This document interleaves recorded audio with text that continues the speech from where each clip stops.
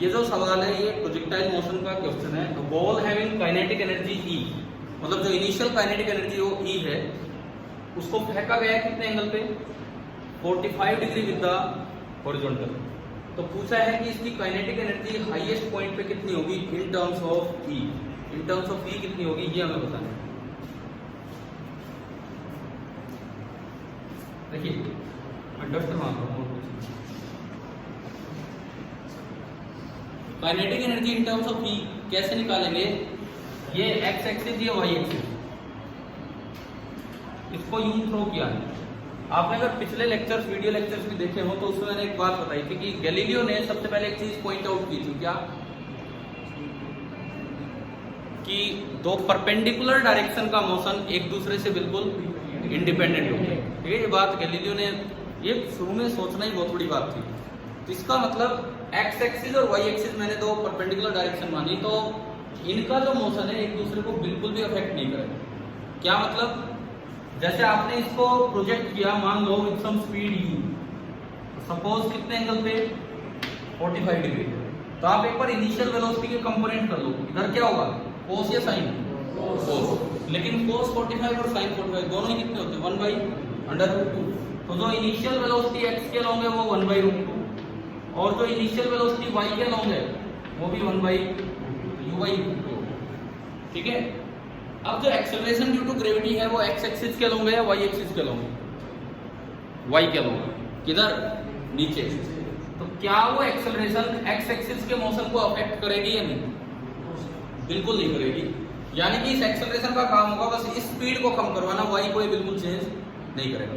यानी कि ये वाली जो वेलोसिटी है ये शुरू से लेकर लास्ट तक क्या रहेगी? Constant. At the highest point velocity होती हॉरिजॉन्टल है, और हॉरिजॉन्टल वेलोसिटी तो वही रहनी है जो थी, कितनी? u/√2। और हाईएस्ट पॉइंट पे v घटते घटते कितना हो जाएगा?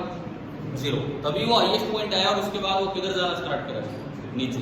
क्योंकि जो एक्सेलरेशन ड्यू टू ग्रेविटी है वो केवल y डायरेक्शन में है, वो x में नहीं। क्या ये समझ में आ रहा है? ठीक है।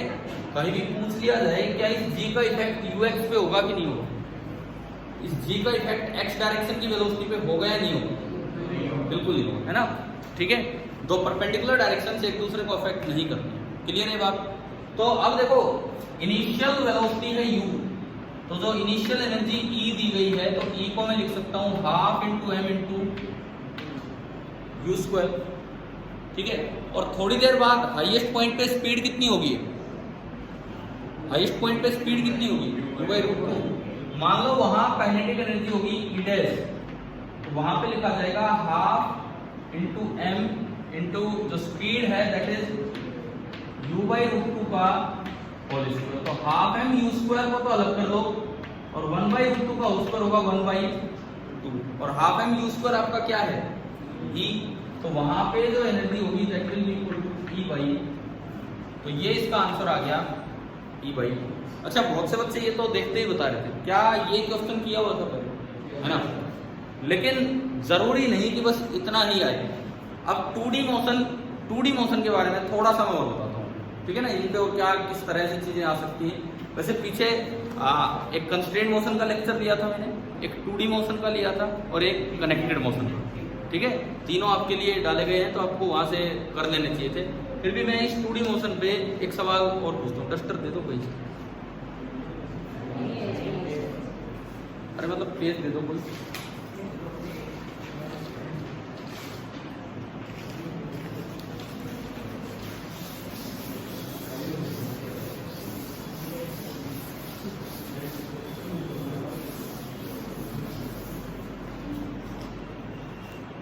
सुनो, अब आप इस सवाल का जवाब देंगे। अभी जो कॉन्सेप्ट यूज किया उसी का दूसरा क्वेश्चन।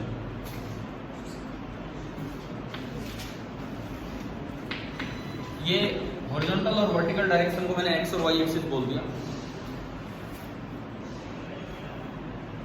ये इस तरह से थ्रो किया गया। मान लो इनिशियल स्पीड है 10 मीटर पर सेकेंड। जो इनिशियल स्पीड है दैट इज 10 मीटर पर सेकेंड एंड इसको थ्रो किया गया है 53 डिग्री एंगल में। थोड़ी देर के बाद इसका एंगल कम होगा हॉरिजॉन्टल के साथ, ये यहाँ आ गया और ये एंगल डिक्रीज होके इस जगह हो गया है 37 डिग्री। ठीक है, मान लो यहां स्पीड है v, फाइंड v, ये सवाल है, ये कीजिए।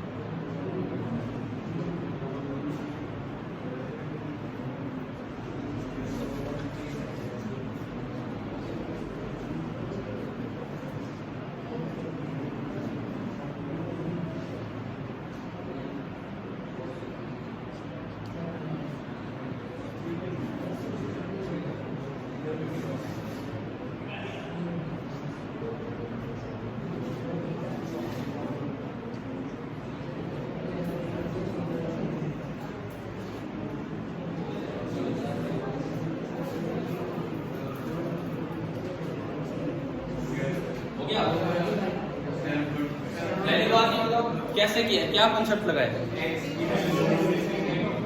हाँ, केवल गैलीलियो वाली वही बात कि वाई एक्सिस अगर वर्टिकल है, एक्स एक्सिस अगर हॉरिजॉन्टल है, तो परपेंडिकुलर डायरेक्शन में कोई इफेक्ट नहीं पहुंचता है, क्योंकि एक्सेलरेशन वर्टिकल है तो हॉरिजॉन्टल वेलोसिटी को चेंज नहीं कर सकता। किस किस का हुआ ये बताओ एक बार। ठीक है, देखो बिल्कुल सेम कॉन्सेप्ट हम लगा रहे हैं। कैसे कि यहां पे पहले कर लो आप, हॉरिजॉन्टल वेलोसिटी कितनी है 10 cos 53 डिग्री। 53 कितना होता है cos 53? 3/5 हमने रखा तो कितना आ गया 6 मीटर पर सेकेंड। और यहाँ पे जो हॉरिजॉन्टल कंपोनेंट है दैट इज v cos 37 कितना cos 37 कितना होता है 4/3, तो 4v/5। ठीक है, ये आपने इक्वेट किया तो 4v/5 इज इक्वल टू 6।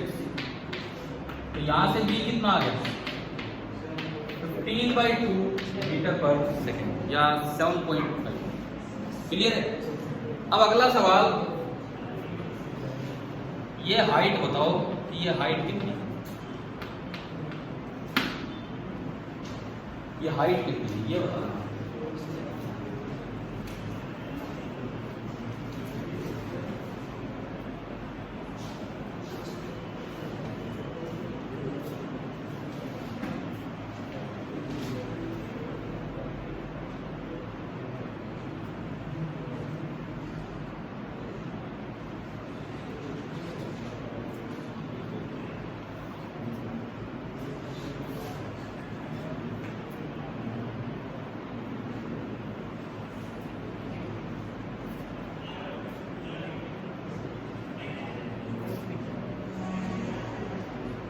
पहली बात तो ये है क्या मैं b square minus u square equal to 2s लगा सकता हूँ या नहीं?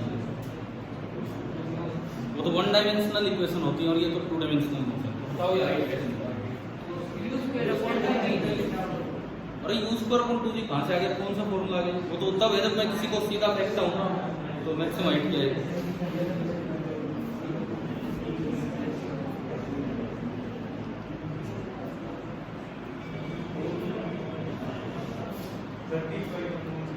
मुझे बस ये बताओ कैसे किया है, क्या b square minus b by में लगा देंगे।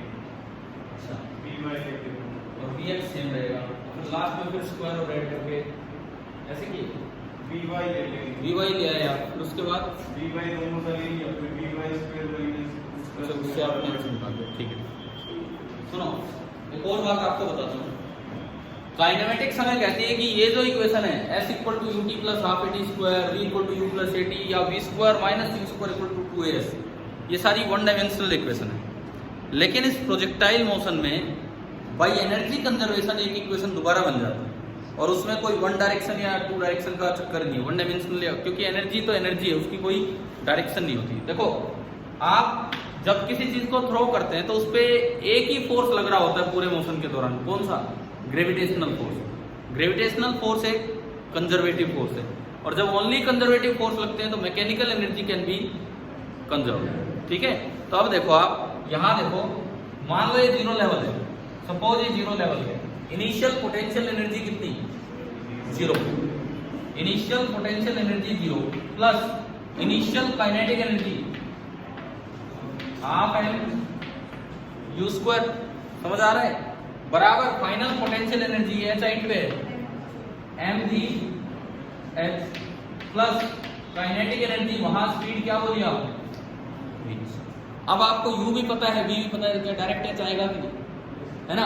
और आप देखो ये इक्वेशन वैसी बनेगी भाई, m कॉमन आके कैंसिल हो गया, 2 से दोनों साइड मल्टीप्लाई कर दो तो ये बना u square is equal to 2gh plus v square. तो अगर आप देखते हो तो वही तो इक्वेशन आ गई, v square is equal to u square minus 2gh। आगे की नहीं वो वाली जो वन डायमेंशनल इक्वेशन है, काइनेमेटिक्स तो कहती है कि ये केवल x के लॉन्ग लगेगी या y के लॉन्ग। एनर्जी कंजर्वेशन ने बताया कि आपको कंपोनेंट करने की जरूरत नहीं है, आपको कंपोनेंट ही करने की जरूरत नहीं है, आप इस इक्वेशन को जनरलाइज कर सकते हो यहाँ पे बाय एनर्जी कंजर्वेशन। तो सीधा मैंने लगाया v का square is equal to u square minus 2gh। Minus कब करना है? जब v ऊपर हो। देखो v ऊपर है और u नीचे है तो कुछ कम मिलेगा, तो माइनस 2gh। ठीक है, क्या यहाँ से h आ गया? v स्क्वायर ना u square minus v square upon 2g, h आ रहा है यहाँ से। अगर मैं यहाँ से h निकालूं तो h इस इक्वेशन से आया u square minus v square upon 2 into, समझ आया कि नहीं है? आ गया समझ कैसे क्या कर रहे हैं? तो ये आपने वैल्यूज भी पुट कर दो इसमें, u 10 मतलब 100 माइनस v कितना है? आपने इसी से सोल्व किया होगा या जैसा भी आया, v आपका बनेगा 7.5 का स्क्वायर डिवाइडेड बाई 2g कितना? 20। ये आपका आया 100 माइनस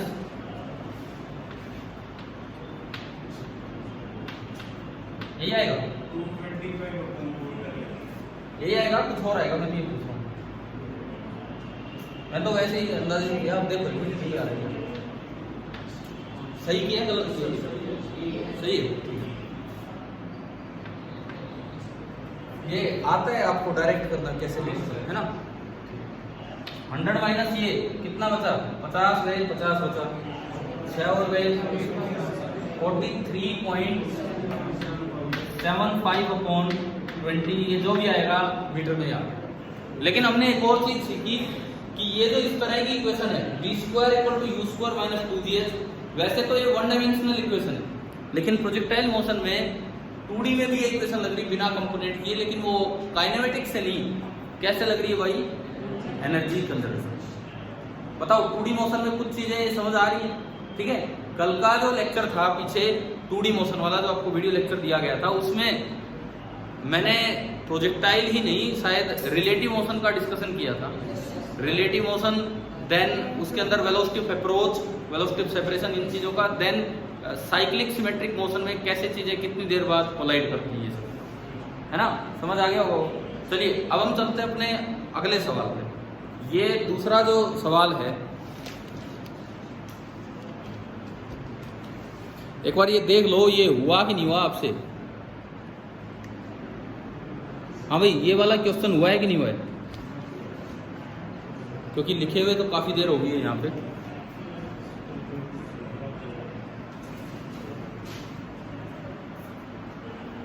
किसी बच्चे का आंसर आया था इससे? आपको ये भी पता है कि ये किया हुआ है, ये भी पता है कि रेजोनेंसी स्पीड का है। रेजोनेंसी स्पीड का थोड़ी एनटीएससी वैल्यू तो उन्होंने लिखा दिया, ठीक है, एनटीएससी में आया हुआ क्वेश्चन, बट ये भी ध्यान आ गया ग्राफ से होगा, फिर भी नहीं हो रहा। ये क्या है? ऐसा क्यों हो जाता है? किया हुआ काम भी नहीं हो रहा हमसे। चलिए एक बार मैं बताता हूँ, फिर इसके बाद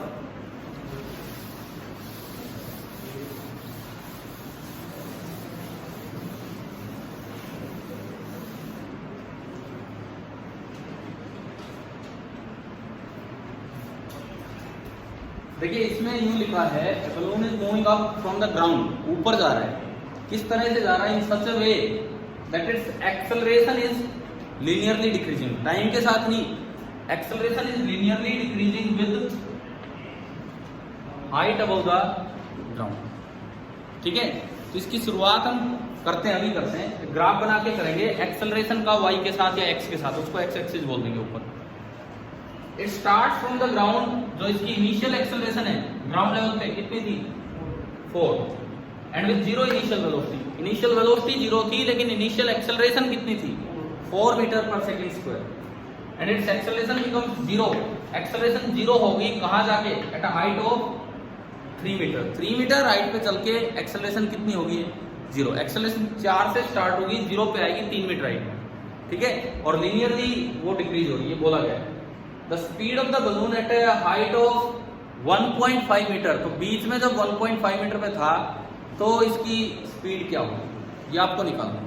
सबसे पहली बात, कौन सा ग्राफ बनाए? तो चीजें दे रखी है उसके अकॉर्डिंग ही तो हम स्टार्ट करेंगे। कौन सा ग्राफ बनाए जिससे क्वेश्चन आगे बढ़े? Acceleration position graph. आप क्या करेंगे सुनिए, मान लो मैंने ये इसका पाथ माना और ये मान लिया ग्राउंड लेवल। सबसे पहले तो हम अपना रास्ता दिखाएंगे क्या है, और इसको मैंने बोल दिया एक्स एक्सिस। ठीक है, बोला है कि जब शुरुआत हुई है, मतलब जहां x 0 था वहां इनिशियल वेलोसिटी तो 0 है, लेकिन एक्सेलरेशन जो है वो है 4 मीटर पर second square. Acceleration linearly decrease हुआ हाइट के साथ, और कुछ हाइट पे जाके, कितनी हाइट पे जाके? 3 मीटर हाइट पे जाके, जब आप 3 मीटर हाइट पे पहुंच गए तो वहां एक्सेलरेशन कितना हो गया? 0। तो सबसे पहले तो जो गिवन इंफॉर्मेशन है उसके अकॉर्डिंग हम ग्राफ बनाएं, जो भी हमें दिया गया है उसके अकॉर्डिंग हम ग्राफ बनाएं। तो ये मैं ax ग्राफ बना रहा हूं, मुझे तो a और x के बारे में बताया, टाइम का तो कोई रोल ही नहीं है। जैसा ग्राफ दिया वैसा बनाएं। x बराबर 0, ग्राउंड लेवल पे एक्सेलरेशन थी 4, और 3 मीटर हाइट पे चलने के बाद एक्सेलरेशन कितनी हुई है? 0, और लिनियरली डिक्रीज कर रहा है, मतलब ये ग्राफ कैसा होगा? Straight line. पहले तो ये बताओ कि यहाँ पे क्या है ना? इन्होंने पूछा है कि जब आप 1.5 मीटर हाइट पे थे 3/2, तो उस वक्त आपकी वेलोसिटी क्या थी? अगर इस वक्त इनिशियल वेलोसिटी 0 है तो इस वक्त वेलोसिटी क्या है? क्वेश्चन आया कि नहीं आया समझ? ठीक है, कितने बच्चों ने ये ग्राफ बना लिया था कि ऐसा बनेगा? फिर इससे आगे क्यों नहीं हो रहा काम? इस ग्राफ की स्लोप या इस ग्राफ का एरिया कुछ क्या देगा, वो कैसे डिसाइड करें हम? इस ग्राफ की स्लोप या इस ग्राफ का एरिया क्या देगा, कैसे डिसाइड करें हम? क्योंकि ग्राफ तो कोई भी आ सकता है, हम तो 3-4 याद करके चले जाते हैं। वैसे मैंने एक दिन ग्राफिकल रिवीजन लिया था, उसमें ये बताया था कोई और भी ग्राफ आए तो कैसे मतलब निकालना है। ठीक है, हम तो 2-3 ग्राफ ये याद कर देते हैं, पोजीशन टाइम ग्राफ से वेलोसिटी, वेलोसिटी टाइम ग्राफ से एक्सेलरेशन और उल्टाना, ये सब चीजें हम सीख लेते हैं, लेकिन इसमें टाइम तो है ही नहीं। तो देखो, आप 2 चीजें दिमाग में लाया करो कि इसकी जो स्लोप होगी, इसकी स्लोप तो देगी dA/dx, स्लोप तो हमें देती है डिफरेंशिएशन, और इसका जो एरिया होगा, इस ग्राफ का जो एरिया होगा वो हमें देगा इंटीग्रल a/dx। पहले ये बताओ, यहां तक बातें समझ आ रही? स्लोप होगी वो डिफरेंशिएशन देती है, और जो एरिया होगा वो क्या देता है आपको? इंटीग्रेशन। क्या ये 2 बातें क्लियर है ना? बिल्कुल ठीक है ना?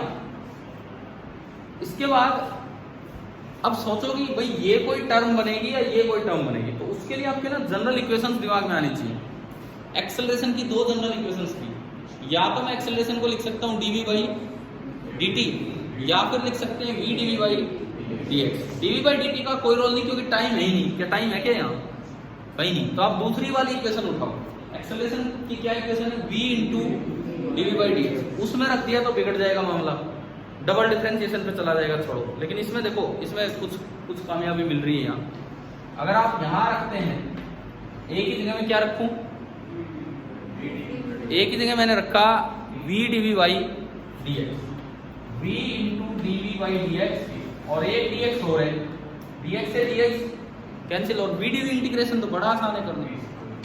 v की पावर 1 है, तो इसका मतलब ये क्या हो गया?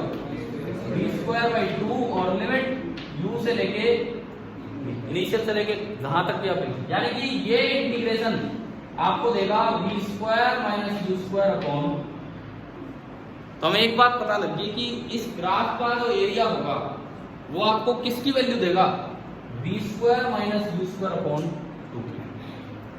ठीक है, सपोज क्वेश्चन होता कि 3 मीटर हाइट पे उसकी स्पीड बताओ, क्या जीरो है कि नहीं? जीरो नहीं है, लगातार एक्सेलरेशन रहा है, स्पीड बढ़ेगी। अभी मैं जो क्वेश्चन है 1.5 मीटर उससे नहीं, मैं अलग पूछ रहा हूँ आपसे। मान लो आपसे पूछा होता 3 मीटर हाइट पे स्पीड बताओ, तो मान लो 3 मीटर हाइट पे स्पीड है v डैश, तो 0 से लेके 3 तक का एरिया निकाल लो ग्राफ का, ये ट्रायंगल ही तो है ये। कितना होगा total area, half into 3 into 4, 6 आ गया। ये एरिया आपको ये देगा, ये एरिया आपको ये वैल्यू देगा। इसका मतलब बी डैश स्क्वायर, ये फाइनल है 3 मीटर पे, माइनस इनिशियल कितना है 0 square divided by 2 is equal to 6।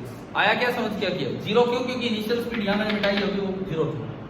ठीक है, तो यहां से बी डैश स्क्वायर आया 12, तो बी डैश कितना आ गया अंडर रूट 12 मीटर पर। ये तो यहाँ की स्पीड है, 3 मीटर हाइट पहुंचने के बाद क्या स्पीड होगी तो मुझे वो पता लगी, और वो है अंडर रूट 12 मीटर पर सेकेंड। लेकिन इन्होंने कितनी हाइट पे पूछा है 1.5।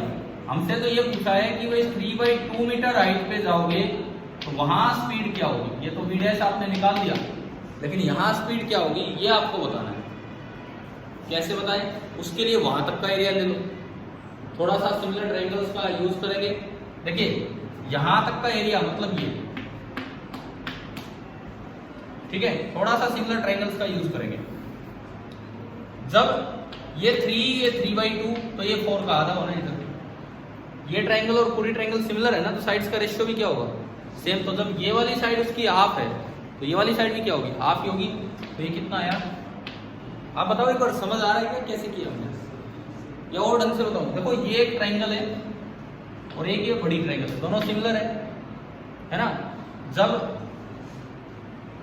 ये साइड और ये साइड इनका रेशियो देखते हो तो आधा आ रहा है, तो ऐसे ही इनका और इनका रेशियो भी हाफ होगा, फिर 2 होगा। क्लियर? अब इसके बाद इधर इधर का एरिया लो, इधर इधर का ये बस कितना है ये एरिया, ट्रेपीजियम है, ट्रेपीजियम का area half into sum of the parallel side. Parallel side ये और ये है 4 + 2 आ रहा है समझ, 6 इंटू डिफरेंस बिटवीन देम 3/2। 2 से 2 गया, सॉरी 3 इंटू 3 9, 9/2 आ गया एरिया। अगर एरिया आ गया 9/2 तो ये यही तो चीज है वो, इस बार वो भी बोला मैंने, v square minus 0 square upon 2। इसको आप इक्वेट कर देंगे किससे 9/2 से, 2 से 2 कैंसिल, तो v स्क्वायर इज 9, तो v कितना आ गया 3 मीटर पर सेकेंड। अब देखो ये एक अच्छा सवाल है, बिकॉज जब तक बच्चे को ये नहीं पता होगा कि ग्राफ क्या देता है, वो आप 2-3 याद करके चले गए कि उसका ग्राफ ये देगा उसका ग्राफ ये, तो उनसे तो होने वाला है नहीं। समझ गए ना, कोई भी ग्राफ आए या तो उसकी स्लोप पूछ देगी या उसका एरिया पूछ देगा, तो आपने ये निकाला कि इसके एरिया से क्या है। अब क्लियर है कोई? अब ये बताओ, आपने पहले 9th में किया हुआ है जैसा आप बता रहे हैं, तो तब भी ग्राफ से किया, फिर आज याद क्यों नहीं आ पा रहा था? इसका मतलब क्या है कि हम ग्राफ को याद ही कर रहे हैं आज तक भी, हम ग्राफ को अभी तक भी याद ही करने लग रहे हैं, भाई ये ग्राफ होगा तो ये देगा, ये कोई रिजल्ट तो है नहीं। अगर इसको रिजल्ट बना के देखना हो तो कैसे बनाते हैं बताता हूं मैं आपको वो भी। आप ये बताओ फोर्स पोजीशन ग्राफ का एरिया क्या देता है? इंटीग्रेशन तो किसी भी ग्राफ का एरिया देता है, इंटीग्रेशन तो होता ही है एरिया। फोर्स पोजीशन ग्राफ का एरिया कौन सी क्वांटिटी देता है? सोच के बताइए आप कि फोर्स पोजीशन ग्राफ का एरिया कौन सी क्वांटिटी हमें देता है?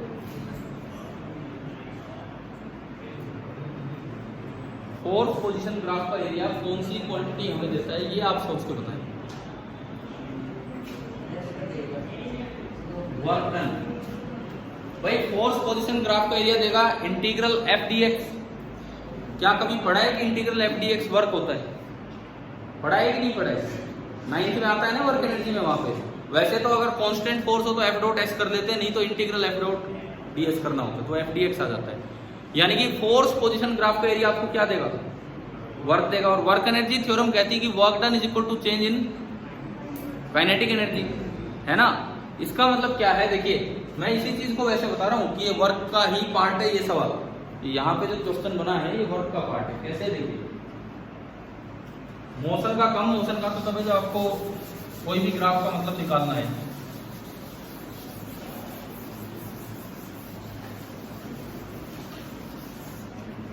देखिए work done is equal to change in kinetic energy, इसका मतलब इंटीग्रल एफ डी एक्स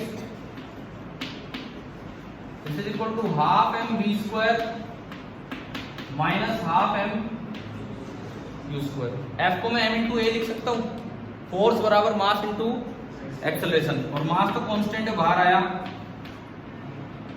इधर से भी मैंने मास बाहर ले लिया और ये बचा एम से एम गया। इंटीग्रल ए डी एक्स क्या होगा, area, area of A X graph, यानी कि ये आपका आया कि area of A X curve that is equal to B square minus B square. Work energy theorem से भी ये चीज आ गई, ठीक है। अब आप मोशन वाले चैप्टर के लिए ये रिजल्ट याद कर सकते हैं जो अभी हमने पिछले क्वेश्चन में यूज किया। बताओ समझ आ गया है कि नहीं आया, क्लियर है। एक और सवाल मैं इसी पे पूछता हूँ, जस्ट ये चीज आप अप्लाई करना सीख गए हो तो।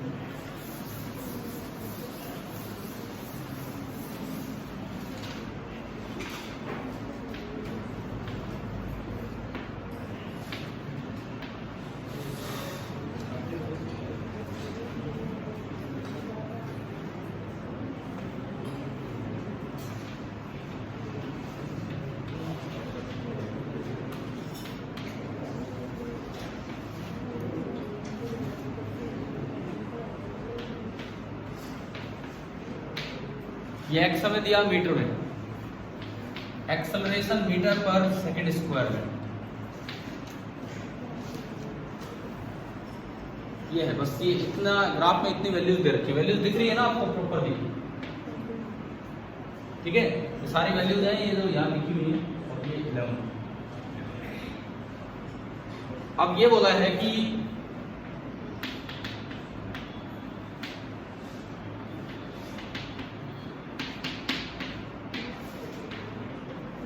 -2 मीटर पर सेकंड, मतलब 2 मीटर पर सेकंड है along x axis. X axis के अलोंग जो इनिशियल वेलोसिटी है वो आपको दी है 2 मीटर पर सेकंड, ये आपको दिया गया है, ठीक है। तो find the velocity at X equal to 11 metre, ये बताना। जब वो 11 मीटर वाली पोजीशन पे पहुंचा होगा इस पार्टिकल की वेलोसिटी कितनी है। इनिशियल का मतलब मैं बोल रहा हूँ एट एक्स बराबर 0।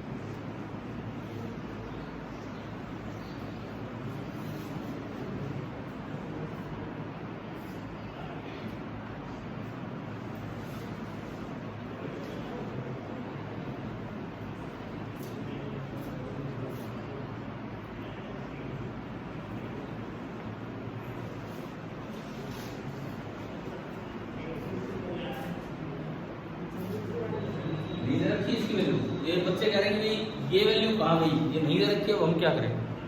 थोड़ा बहुत आप सिमिलर ट्रायंगल का यूज भी कर सकते हो, वही स्ट्रेट लाइन आगे प्रोसीड हुई है।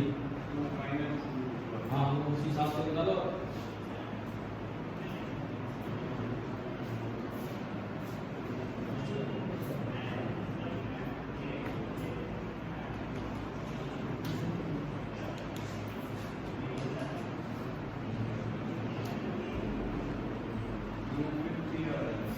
मे भी हो सकता है सही हो। एक तो इस बात का ध्यान रखना है कि जो एरिया ऊपर होता है वो पॉजिटिव लिया जाता है, लेकिन जो एरिया नीचे होगा वो नेगेटिव, ऐड मत कर देना। दूसरी बात, ये वैल्यू आप सिमिलर ट्राइंगल्स की मदद से निकालें। ये ट्राइंगल और ये ट्राइंगल सिमिलर हैं, रेशियो ऑफ साइड इक्वल होगा, ये 2 और ये 1 आधा है ना वो, तो इसका वो आधा होगा, ये पूरा 4, तो यानी कि ये यहाँ गया -2 तक। क्या ये समझ आया कि नहीं है? क्लियर है सभी को? ये 2 है 8 से 10, ये 10 से 11 1, तो ये 4 है, तो ये 2 ही होगा, सिमिलर ट्राइंगल से आधा ही होगा। उसके बाद ऊपर वाले ट्रेपेजियम का एरिया कितना होगा? Half into sum of the parallel side, 10 plus 3 है ना, 13 इंटू सेपरेशन बिटवीन देम 4, तो ये एरिया तो कितना आया 26। नीचे वाला एरिया कितना होगा? ये एरिया होगा half into 1 into 2, 1 into 2 into half, तो 1 हो गया, लेकिन ये घटेगा, नीचे एरिया है 26 माइनस 1 25, ठीक है। अब आपने वो तरीका लगाया कि इसका जो एरिया है 25, this is equal to V square minus U का स्क्वायर, यू कितना है -2 का स्क्वायर डिवाइडेड बाई 2। समझ आ रहा है क्या हुआ है? ठीक है, 25 और 2 फिर आप तो यार ये तो भूल ही गए, फिर इतनी देर होगी तो अगर √50 आंसर दे तो आपने तो इनिशियल स्पीड दी नहीं, क्या नहीं ली ना? समझ में आ रहा है? देखो ये 50 हो गया, ये 4 है, √54, तो आप लोग तो √50 देने लग रहे थे आंसर। √54 मीटर पर सेकंड। क्या ये समझ आया कि नहीं है? अब यूं बताओ, अगर इनिशियल वेलोसिटी 2 मीटर पर सेकंड होती तो क्या आंसर आता? अगर इनिशियल वेलोसिटी 2 होती थी, यहाँ 2 आप तो भूल गए थे इनिशियल वेलोसिटी, वो मैं आपको बता रहा हूँ कि क्या यूज करना चाहिए। तो आपने 2 का स्क्वायर किया तो भी √54 होता। अब ये कैसे, मतलब दोनों ही बार √54, दोनों ही बार √54 कैसे आ रहा है? एक बार मैं इनिशियली 2 मीटर पर सेकंड से इधर फेंक रहा हूँ और एक बार 2 मीटर पर सेकंड से उधर फेंक रहा हूँ, तो दोनों बार √54 कैसे आ रहा है? क्या ऐसा है? क्या ऐसा होगा कि इधर फेंकूं तब भी उस समय वही स्पीड है और इधर फेंकूं तब भी उस समय वही स्पीड है? होगा ऐसा? बताओ बताओ, मैं कुछ पूछ रहा हूं आपसे, समझ आ रहा है कि क्या? मैंने एक बार 2 से उधर फेंका और एक बार 2 से इधर फेंका और दोनों बार उस जगह स्पीड से हमारी, ऐसा कैसे पॉसिबल है? ऐसा बिल्कुल पॉसिबल है। देखो ये समय नहीं है, जगह की बात हो रही है। मैं एक चीज को नीचे फेंकता हूं 2 मीटर पर सेकंड से, एक चीज को मैंने नीचे फेंका 2 मीटर पर सेकंड से, 5 मीटर चलने के बाद उसकी कुछ वेलोसिटी होगी। उसी चीज को मैंने ऊपर फेंका 2 मीटर पर सेकंड से, तो भी जब वो 5 मीटर नीचे पहुंचेगा तो वेलोसिटी सेम होगी या नहीं? चाहे टाइम उसे ज्यादा लग जाए क्योंकि पहले ऊपर घूम के आए फिर नीचे। क्या इस ग्राफ में कहीं भी टाइम का रोल है? नहीं है ना। समझ पा रहे हो आप क्या है? समझ में आ रहा है क्या हो रहा है? मतलब अगर आपने 2 मीटर पर सेकंड से चाहे ऊपर फेंक दिया और 2 मीटर पर सेकंड से चाहे नीचे फेंक दिया, वो तो ऊपर वाला बैलेंस ही होके आना है और नीचे फिर इसी तरह से चलेगा। क्लियर है? अब इस ग्राफ में पूरी इंफॉर्मेशन नहीं है। अगर आपने वेलोसिटी कितनी ली है -2, बिकॉज -2 ली तो आप पहले किधर जाओगे? इधर जाओगे। क्या पीछे का ग्राफ दिखा रखा है एक्सेलरेशन कैसी कैसी नहीं है? तो हम अपने आप ये ज्यूम करते हैं कि दोबारा ये नोट क्या आया होगा और यहाँ कितने पे आया होगा, 2 पे आया होगा। इसीलिए वो u का स्क्वायर आ रहा है, चाहे वो नेगेटिव हो या पॉजिटिव, सेम हो। मतलब इन ग्राफ्स को बिल्कुल रटना नहीं है, इनका मतलब समझना है क्या है। जैसे मैंने अभी आपको बताया -2 ले लो, +2 ले लो, उनमें फर्क क्या है? क्या आपको क्लियर हुआ कि नहीं हुआ क्या चीज? ठीक है, नहीं तो क्या होता, -2 है इनिशियल वेलोसिटी, -2 है और ग्राफ ये दिखा रखा है, तो असल में हमारे पास इंफॉर्मेशन पूरी नहीं है। क्योंकि इनिशियल वेलोसिटी -2 है, x बराबर 0 पे, तो पहले किधर जाएगा वो? नेगेटिव एक्स में जाएगा। क्या उधर एक्सेलरेशन का ग्राफ दिखाया है? नहीं। तो एक बड़ा अच्छा क्वेश्चन ये बनता है कि इसी क्वेश्चन में एक ऑप्शन तो √54 हो और एक ऑप्शन होगी इन्फॉर्मेशन थोड़ी इनसफिशिएंट है, तो कौन सा आंसर आएगा? अगर -2 वाला केस है तो बताओ। इनसफिशिएंट मतलब मैं आपको धीरे धीरे वहां तक पहुंचा रहा हूँ। मोस्ट ऑफ द स्टूडेंट इसका आंसर दे के आएंगे, मोस्ट ऑफ द स्टूडेंट तो आंसर ही नहीं दे के आएंगे। ठीक है, जो थोड़े बहुत दे के आएंगे वो √50 दे आएंगे, जैसा कि आ रहा था। कुछ के और थोड़ा ध्यान रहेगा तो रूट 54 हो जाएगा। लेकिन रूट 54 में भी एक दिक्कत है। अब आ गया कि नहीं आया समझ में? क्योंकि रूट 54 तो तब भी आ रहा है जब इनिशियल वेलोसिटी कितनी हो 2। तो असल में इसका आंसर क्या होगा अगर -2 दिया है कि इंफॉर्मेशन इज इनसफिशिएंट। समझ आया? समझ आ गया ना ढंग से? ठीक है। अब यही तो क्वेश्चन फंसा देते हैं कई बार। हम अपनी तरफ से अपने कॉन्सेप्ट रट के चले जाते हैं, याद करके चले जाते हैं कि ये आ गया तो ये कर देंगे, ये आ गया तो ये कर देंगे, और वो आपसे वही करवा रहे होते हैं। मतलब ये गलतियां नहीं करनी है। थोड़ा सा ये चीज़ें तभी बच पाएंगे जब आप फिजिकली इन चीज़ों को रियलाइज करना सीखेंगे कि ये हो क्या रहा है, ग्राफ का मतलब क्या है। तभी बताओ AX ग्राफ, क्योंकि ये सवाल था, किसने पूछा था इस क्लास में? कोई नहीं है, कोई बात नहीं। एक क्वेश्चन था तो इस क्वेश्चन के बहाने ये लगा लो कि कई चीज़ें डिस्कस होगी कि क्या है क्या। ठीक है। अब आपका जैसा कि प्लान था, जो मुझे बताया गया था, आज टेस्ट होना है, मुझे नहीं पता कब होना है वो, और उसमें केवल motion and laws of motion आ रहा है। ठीक है। आज कौन सा डे है? थर्सडे। शनिवार को अगला टेस्ट होना है ऑप्टिक्स का। आज हो जाए तब की बात है, फिर हम शनिवार पे चलेंगे, है ना। और उसके बाद मंडे को आपका माइनर, जिसमें यही optics and motion and laws of motion. ठीक है। आपकी जो भी कोई और प्रॉब्लम हो आप कीजिए ट्राई। मैंने कहा कि अगर आपने अपने मॉड्यूल अब तक भी नहीं किए तो वो पूरे कीजिए। क्लियर? आगे नहीं मिलने वाला है टाइम फिर इन चीज़ों के लिए। ठीक है। ठीक है, इससे आगे फिर हम बाद में कंटिन्यू करेंगे।